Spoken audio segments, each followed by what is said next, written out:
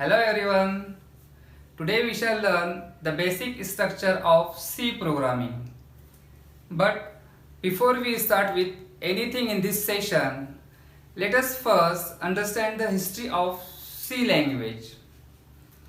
C is a programming language developed at AT&T Bell Lab of USA in 1972.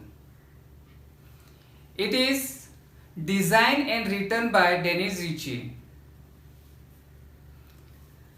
All programming languages can be divided into two categories: high level programming languages and low level programming languages.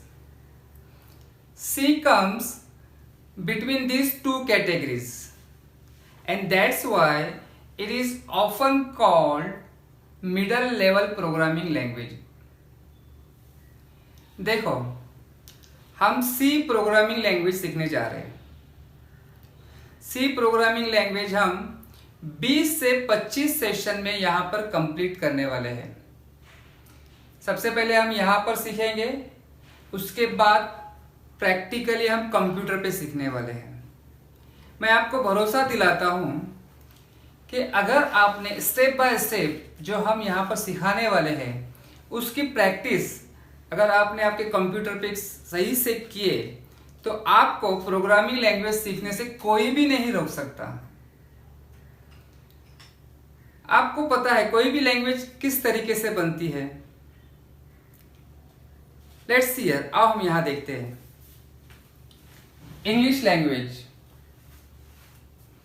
Alphabets, सभी को पता है alphabets. Combination of alphabets make words and combination of words make sentences and combination of sentences make paragraph. Similarly, in C language, combination of alphabets, digits and special symbols make variables, constants and keywords. अब variable, constants, keywords क्या है ये मैं आपको अगले session में explain करने वाला हूं. Okay. And combination of variables, constant and keywords make instructions. Similarly, set of instructions make program. अभी हम सबसे पहले एक छोटा सा प्रोग्राम यहां पर राइट करने वाले हैं, उसको समझ के लेंगे और उसको फिर प्रैक्टिकली हम कंप्यूटर पे करने वाले हैं. Okay, is it clear? Display microcat computers on the screen.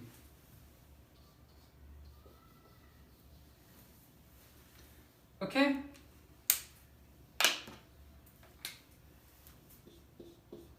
Include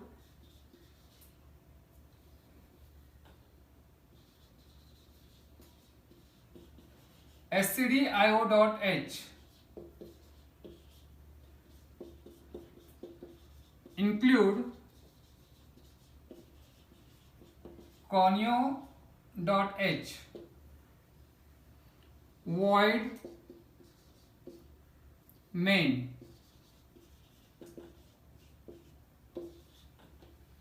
printf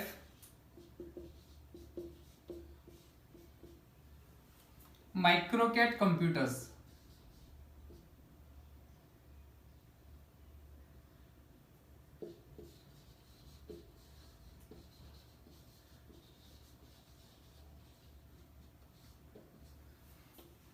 get ch,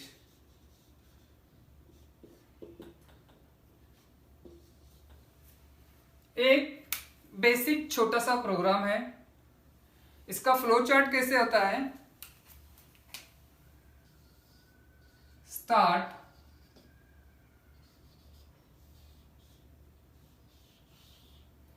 display माइक्रोकैट,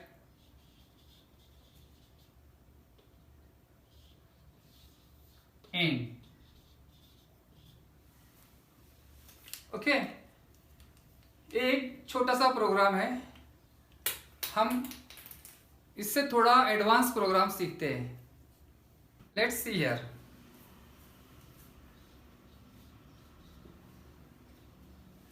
programme to find sum of 2 digits.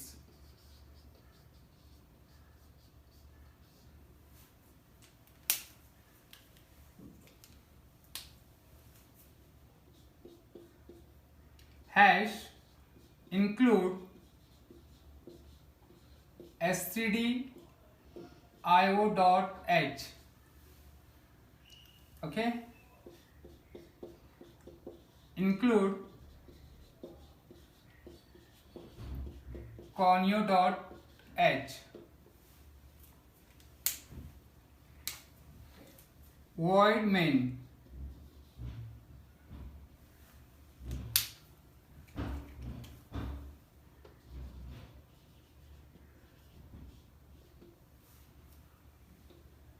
opening curly bracket, int a comma b comma sum, semicolon.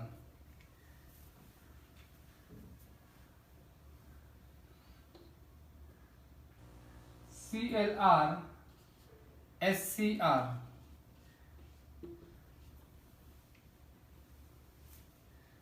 printf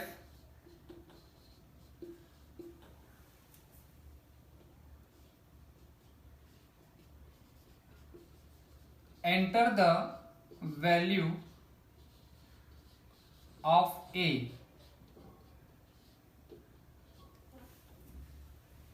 then scanf double inverted comma %d double inverted comma complete comma address of a, then again printf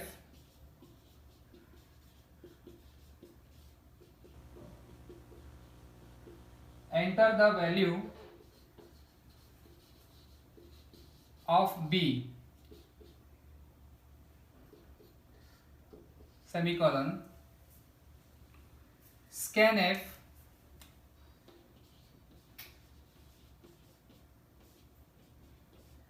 %d comma address of b,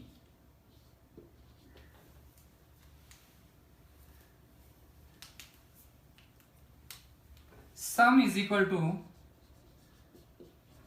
a plus b,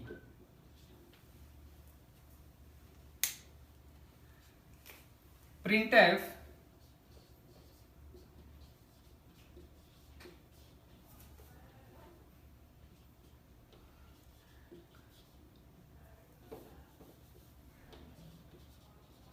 sum of 2 digit either a and b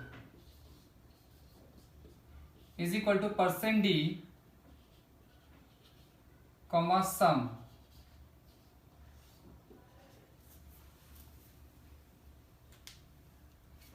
get ch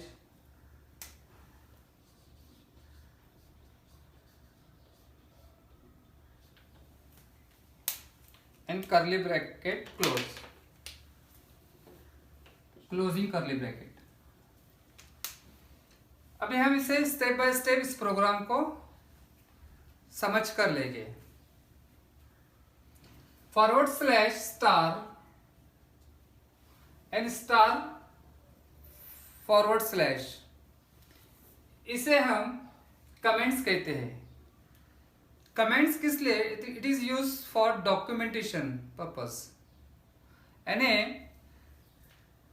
कोई दूसरा programmer रहेगा, वो ये read करके पता करेगा कि ये प्रोग्राम किस चीज का बनाया हुआ, किस बारे में राइट किया हुआ है। इसका कोई इस प्रोग्राम के एग्जीक्यूशन पे इफेक्ट नहीं होता। ये मल्टीपल लाइन कमेंट्स कहते हैं इसे। सिंगल लाइन कमेंट्स जो है डबल फॉरवर्ड स्लैश से लिखा जाता है। Then here it is written hash include stdio.h, hash include conio.h. These are pre-processor directives. इसको लिंक सेक्शन कहते हैं। लिंक सेक्शन में क्या होता है, सबसे पहले इसको stdio.h को समझ कर लेते हैं। stdio.h का फुल फॉर्म है standard input output dot header file. Console input output dot header file, conio.h का मतलब। प्री प्रोसेसर डायरेक्टिव क्या करता है, preprocessor directive tells compiler to include information about standard input library, console input output library, और भी इस तरीके से प्री प्रोसेसर डायरेक्टिव्स है। Main is a function. Any C program is nothing but a combination of function. Main is one such function. Function usually provided with a list of values, that is parameters or arguments. Here it is void. Void is a keyword. Void means null. Void indicates that no parameters or arguments are required by this routine. Okay, then opening and closing curly braces. ये opening curly and closing curly braces के बीच में body of the program होता है। Here it is return int A B and sum. A क्या है, एक variable है, बी एक वेरिएबल है, सम एक वेरिएबल है, और जिसका डेटा टाइप इंटीजर टाइप है। ओके, यानी ये इंटीजर वेरिएबल है। अब वेरिएबल यानी क्या, variable is a quantity that changes during the program execution. Similarly constant is a quantity that does not change during the program execution. Means what, A और B में जो user से variable, जब user कोई variable enter करेगा, may be वो कोई value enter करेगा, मे बी 10 हो सकता है, 20, कोई भी, ए की जगह पे 10, बी की जगह 30। ओके, कोई भी वैल्यू एंटर कर रहा है तो एवरी टाइम वो वैल्यू क्या होने वाली है, चेंज होने वाली है। ओके, यानी ये वेरिएबल हो गया that changes during the program execution. CLR का फुल फॉर्म है clear screen. It is also function, semicolon. Then printf. Printf is a function, and printf is used to display the message on the screen or to display the output or result of the program. और printf function जो है ये stdio.h इस header file में क्या है, define की हुई है। इसको कहाँ डिफाइन किया हुआ है, stdio.header फाइल में। अगर आपने ये इंक्लूड नहीं किया फाइल और यहाँ पर printf enter the value of A ऐसे राइट किया प्रोग्राम में, तो प्रोग्राम में आपके एरर आएगा। दैट मीन्स उसको पता नहीं चलता है कि ये क्या है। ओके, तो इस फंक्शन को कहाँ डिफाइन किया हुआ है, in this preprocessor directory. Then scanf, % address of A. scanf is used to get the value from the user कोई भी वैल्यू कीबोर्ड से एंटर करता है या यूजर कोई भी वैल्यू देता है तो उसके लिए स्कैनफ फंक्शन की जरूरत होती है। Address of A and percent percentage it is a prototype. ये परसेंट डी में इंटीजर डेटा टाइप स्टोर होता है। ओके, एड्रेस ऑफ ए इसका मतलब क्या होता है, let's see here.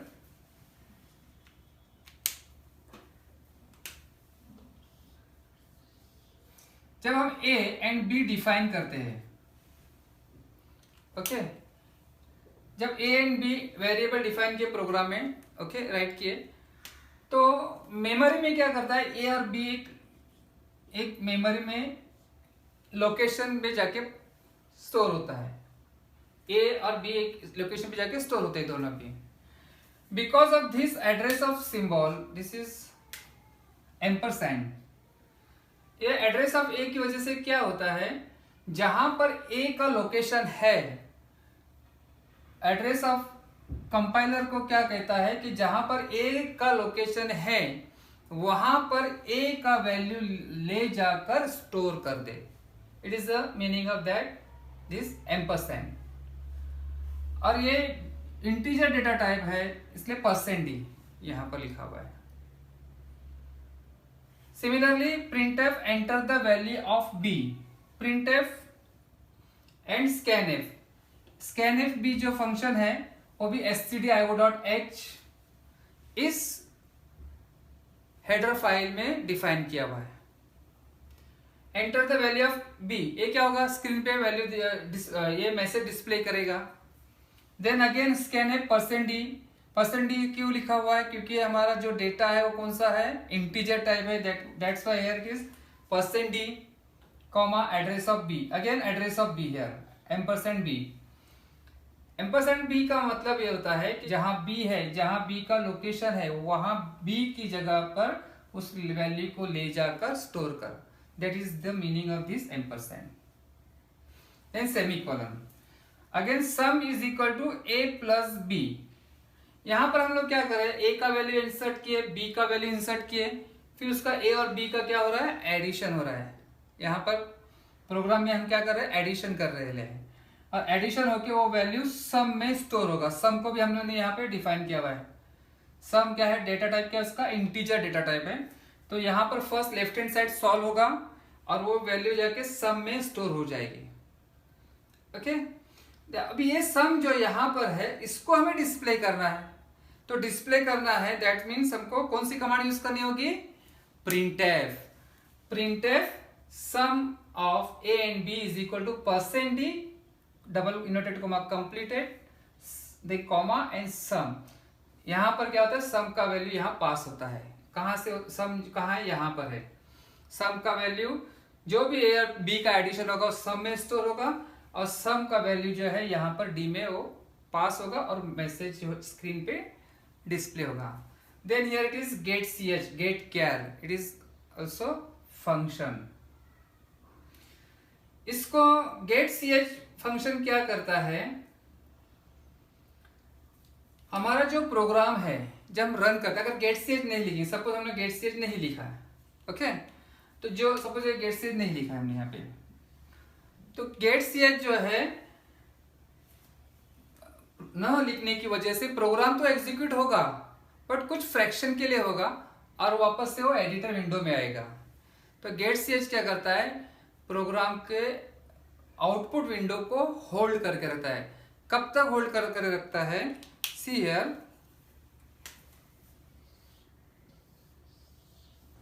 This is our output window. Suppose यहां पर प्रोग्राम एग्जीक्यूट करने के बाद पहले प्रोग्राम को कंपाइल किया जाता है, फिर उसको रन किया जाता है। रन करने के बाद यहाँ पर आउटपुट विंडो में उसका रिजल्ट ये सब दिखाई देगा। पहले ए का वैल्यू इंसर्ट करेगा, पहले मैसेज आएगा enter the value of A, then address of A की वजह से हम जो भी ए का वैल्यू सपोज 10 इंसर्ट किए तो 10 दिखाई देगा, वहाँ पे 10 इनपुट हो गया। फिर enter the value of B, ए डिस्प्ले करेगा मैसेज वहां पर स्क्रीन पे, और बी का जब वैल्यू हम इंसर्ट करें सपोज 20, नहीं उसका एडिशन होगा 10 + 20 = 30 और 30 वैल्यू सम में स्टोर होगा और वो 30 वैल्यू सम में जो स्टोर होगा यहाँ पर डिस्प्ले होगा। डिस्प्ले होने के बाद गेट ch क्या करता है, इस स्क्रीन को होल्ड करके रखता है। ओके, कब तक होल्ड करता है? जब तक यूजर कोई भी कैरेक्टर या कोई भी इनपुट वैल्यू नहीं देता है, तब तक ये जो है आउटपुट विंडो वेट करता है। कब तक वेट करता है? जब तक यूजर कोई कैरेक्टर प्रेस नहीं करता है तब तक वो क्या करता है, वेट करता है, मींस होल्ड होता है वहां पर स्क्रीन। और जब कोई वैल्यू हम लोग यूजर जो है कोई वैल्यू इंसर्ट करता है, कोई कैरेक्टर इंसर्ट करता है, तो वो क्या होता है, एडिटर विंडो में रिटर्न होता है। Is it clear? Okay, get char का मतलब ये गेट ch। ओके, तो get ch is a function. Now आपने देखे रहेंगे मेन पैरेंथेसिस, यहाँ पर opening bracket, opening round bracket and closing round this parenthesis. उसके बाद यहाँ पर सेमीकोलन नहीं है। मेन फंक्शन में सेमीकोलन नहीं होता है। इसके अलावा मेन फंक्शन के अंदर जो भी आप राइट करने वाले हैं यहाँ पर ओपनिंग एंड क्लोजिंग ब्रेसेस के बीच में, वो सब स्टेटमेंट जो है वो सेमीकोलन से टर्मिनेट होना चाहिए। That means every statement in C program should be terminated with the semicolon, यानी कोई भी स्टेटमेंट सेमीकोलन से क्या होना चाहिए, एंड होना चाहिए उसका। ओके, देन आपने और एक ऑब्जर्व किया होगा, यहाँ पर सारा प्रोग्राम हमने क्या किया है, स्मॉल लेटर में लिखा है। Why? Because C is case sensitive. Programming जो लैंग्वेज सी का जो प्रोग्राम लिखा जाता है वो स्मॉल लेटर में लिखा जाता है। ओके, फिर अभी आप एक क्वेश्चन कर सकते हैं कि यहाँ पर ई आपने कैपिटल लिखा है सर। ओके, तो why E is capital here, मैंने क्यों कैपिटल में लिखा है यहाँ पर? कोई भी आप यहाँ पर कैपिटल लेटर लिख सकते हैं। सपोज आप द कैपिटल लिखना चाहते हैं, लिख सकते हैं। ओनली जो प्रिंटफ में हम मैसेज डिस्प्ले करने वाले हैं वो मैसेज हम कैपिटल लेटर में यहाँ पर राइट कर सकते हैं। Is it clear? और उसके अलावा जो भी हमें लिखना है वो क्या करना है, हमें स्मॉल लेटर में लिखना है। Okay, is it clear? यहाँ पर स्टेप बाय स्टेप यहाँ के वापस एक बार मैं शॉर्ट में रिवाइज करता हूं। दिस इज, ये क्या है, ये यहाँ पर जो है प्रोग्राम को खाली मैसेज डिस्प्ले किया, ये कोई प्रोग्राम पे इफेक्ट नहीं करता है। ओके, उसके बाद है ये pre processor directive, pre processor directives. फिर वहां पर उसके बाद मेन जो है फंक्शन है, मैंडेटरी है, कंपल्सरी है। एनी सी प्रोग्राम में कोई भी प्रोग्राम राइट करे तो मेन फंक्शन लिखना है। उसके बाद ओपनिंग करली ब्रैकेट, फिर आप CLR SCR भी लिख सकते हैं पहले। उसके बाद इंटीजर जो भी आपको वैल्यू यहाँ पे डिस्क्राइब करना है, लिखना है और लिख सकते हैं। सिमिलरली आप और भी वेरिएबल ले सकते हैं। अगर आपको यहाँ पर मल्टीप्लिकेशन करना है, डिवीजन करना है या सब्ट्रैक्शन करना है, तो यहाँ पर मल्टीप्लिकेशन का MUL, डिवीजन का DIV शॉर्टकट में आप लेकर यहाँ वेरिएबल डिफाइन कर सकते हैं और उसका कैलकुलेशन यहाँ कर सकते हैं। उसके बाद नीचे प्रिंटफ के जरिए उसका वैल्यू डिस्प्ले कर सकते हैं। ओके, तो ये है हमारा basic structure of C program, basic program of to find sum of 2 digit. ये इसका आप क्या कीजिए, इसकी प्रैक्टिस कीजिए आपके लैपटॉप पे या डेस्कटॉप कंप्यूटर्स पे। इसके बाद मैं आपको कुछ असाइनमेंट देने वाला हूँ, वो असाइनमेंट की आप प्रैक्टिस कीजिए और उसके बाद हम इसके बाद और भी आगे के एडवांस जो प्रोग्राम है 1 by 1 नेक्स्ट सेशन में हम लोग सीखने वाले हैं। तब तक के लिए थैंक यू।